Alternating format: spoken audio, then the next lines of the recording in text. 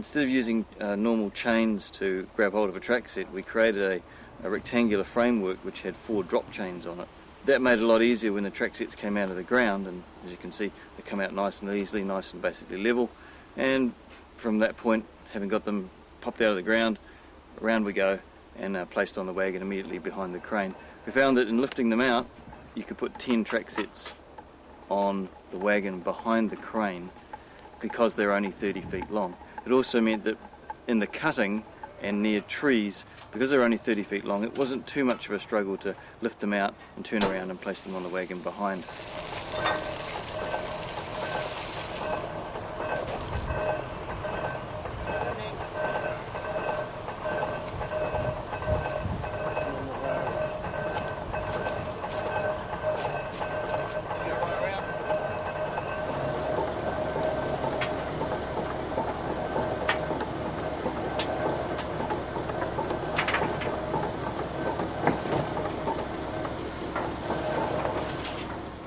A quick measure up of the job revealed that it's 3,000 feet long, or 915 metres, and that meant that there were 100 30-foot track sets in there, and to be replaced with approximately between 74 and 75 track sets, depending on how the curves worked out. Because the steam crane can carry 6 behind it, we chose the easiest methodology for doing the job was to load up 6 track sets behind the steam crane at Morley Road at the staging facility and then travel them up to the working face.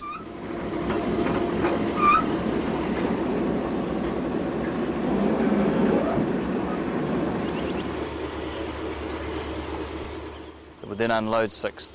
In the process, when you lay them, sometimes there can be some inaccuracy with just getting them square with each other. So at the end of the 6th one, if there was going to be any inaccuracy, we chose not to renew the ends of them when we made them as a batch, but chose to, on the day, use our cut-off saw and our rail drill to create brand new ends. That meant that while the steam crane was moving back to the staging facility to reload up for another 6 track sets, there were 2 people left behind at the working face preparing the new ends for the new lot of track sets coming up.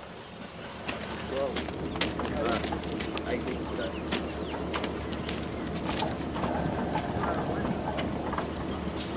How are we doing? That way, Road. How far? Keep going. Keep going. Up here. No, flip all that.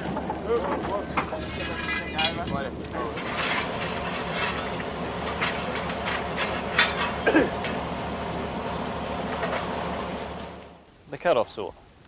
It's a Husqvarna 120cc chainsaw motor effectively, but in this case, while it resembles a concrete cutter, it's actually set up to cut rail. There's a bracket arrangement which allows us to accurately place where the cut will be to within the nearest millimetre, and that's quite critical when you're squaring off track set ends. The process itself is quite simple. It took us a while to perfect the technique. As you can see, the basic process for a cut is to cut through the head and mark and score the head to most of the way through, and then to move down and cut through the foot and then work your way through the web. This keeps the cut nice and square and perpendicular to the overall length of the rail.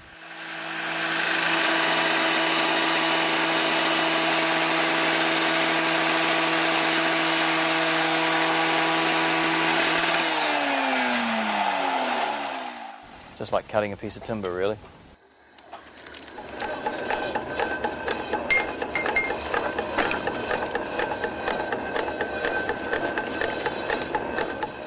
On curves, the inside rail is invariably shorter than the outside rail. So a decision was made there to square, if you like, the south end, as that's the end that we started the job from Morley Road, and relayed north back towards Glenbrook. Decision was made to square the south end of every track set, but leave the north end, so that when we move the track set to the curvature using the flex within the rail, we would be able to cut and drill a square end on the day. There are 2 curves on this job. One of them is a 420 metre radius or 21 chain curve, and she was made up of 12 track sets. The other curve is a 1,000 metre radius curve, and she amounted to 8 track sets. In terms of the total job, that was 20 track sets out of 75, and so that meant that there was not that much of a delay in getting the curves down.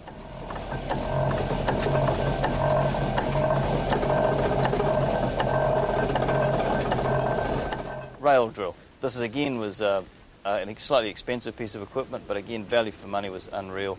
It's powered by a 36cc little Honda motor, little 4-stroke, and it uses the generic, or not generic term, but the industry term is rotor broach cutters. So instead of your standard twist drill, which drills all of the metal out of the hole, it basically drills the outside of what turns into a slug. They require lubrication, so hence the bottle and the liquid coming out the bottom. And again, once she's set up using the bracket sitting on top of the rail, that aligns the holes for both length down the rail and height in the middle of the web. It's a fairly quick and painless process to punch through. 4 holes to each track set, and you're looking perhaps between the saw and the drill of a total time of, say, quarter of an hour, as against former methods which would have taken us, say, between more than half and up to 3/4 of an hour. And then there were issues with accuracy. This has meant very painless operation for ourselves, and very quick and very accurate. It's meant that on the Glenbrook Vintage Railway we're now able to create brand new ends to all our rail, whether it's spot replacement or the job which we're looking at, which is all brand new material. Before we uplifted the job, we offset the track line. In other words, we laid a set of pegs on straights every 20 metres, on the curves every 10. These are pegs with measurements on it of how far they were from the original outside face of the rail. On straights we lay them every 20 metres linearly, and on curves every 10. In order to move the track sideways, because we have no machinery up here apart from the crane, it's the old-fashioned style of lining. Using a heavyweight bar, a team of 4 or 5 are able to shift the track sideways, sometimes up to 250 mil, but often only needing to move, say, between 25 mil and maybe 50 mil to accurately get it in the right location. This also aids us when we come to connecting the next track set to the rail head, in that it makes sure the joints are nice and square and makes it simple to reconnect the next track set up. Whoa, you're going too far. How far? 40 mil back. Oh. Touch. Gentle and hook. Ready? And hook. Another little 10 mil. And ready? And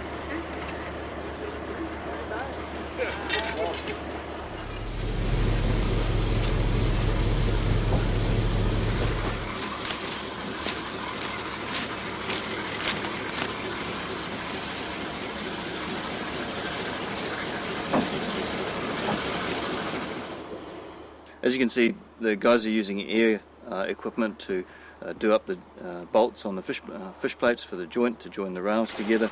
This air is normally provided by an air compressor that we have in a separate wagon, but in this case we're using the DA as our motive power for the entire train, and that is more than capable of coping with the air supply requirements of the impact gun that is required to do up those bolts.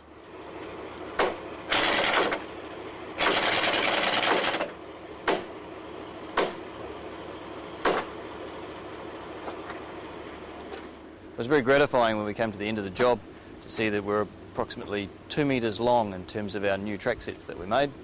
So we chose to create new ends on the existing track set by chopping that 2 metres off that particular track set, and was able to slot in within millimetres the last of the new track sets for the replacement job.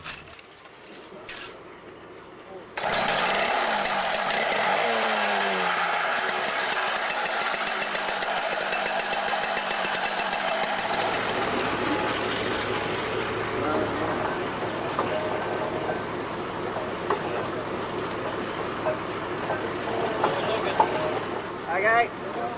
Pretty good. Might have to drift it the other way. Next on the task sheet is to revisit the job, going back through all the joints, and you'll notice that as we laid them, there's only 2 bolts in each joint. We have to go back and make sure they fit correctly, and then put 4 bolts in every joint.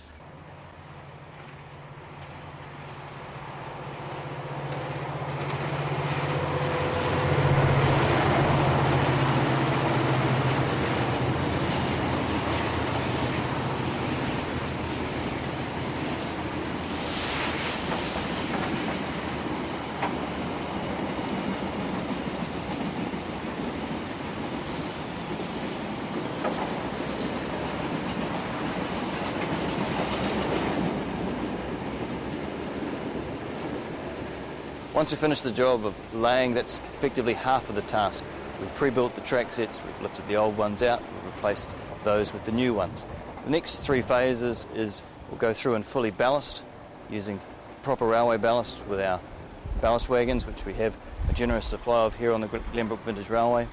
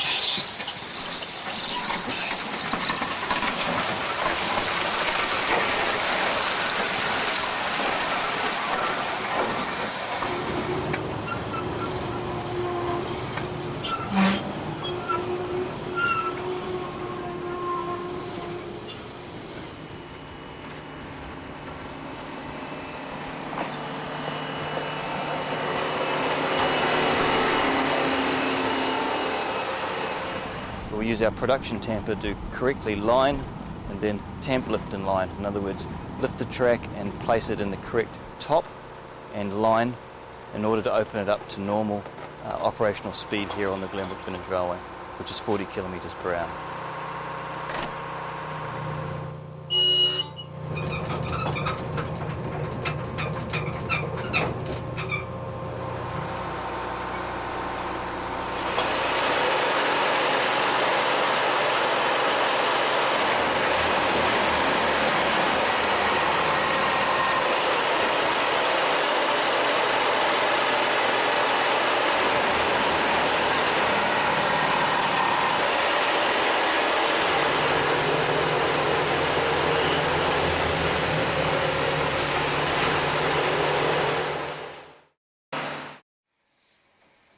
Most rail enthusiasts and the general fare-paying public don't actually get to see the amount of hard work and graft that went into significant replacement of just a small amount of our infrastructure.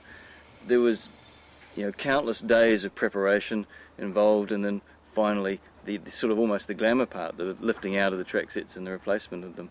We're very pleased with our handiwork. It's the first chance that we've had to genuinely use equipment which prior to the extension we didn't have, to make this job nice, simple and very efficient. And fingers crossed, with the equipment and our plant that we've used, it should last us easily another 30 years.